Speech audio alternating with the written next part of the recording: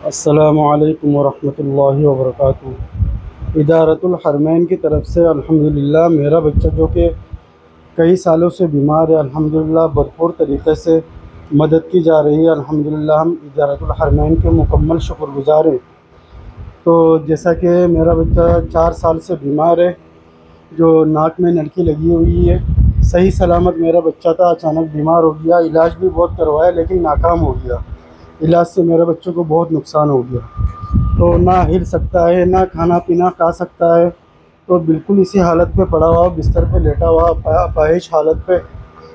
तो इसको सिरिलेक की ज़रूरत है। नाक के ज़रिए से लिक्विड बना के सिरिलेक, दूध का डिब्बा पीडियाश्योर और गाय का दूध और इस तरह दलिया जिसको हम पीस के जो है इसको खिलाते हैं। तो आपके इदारे की तरफ से अल्हम्दुलिल्लाह हमें भरपूर मदद मिली है।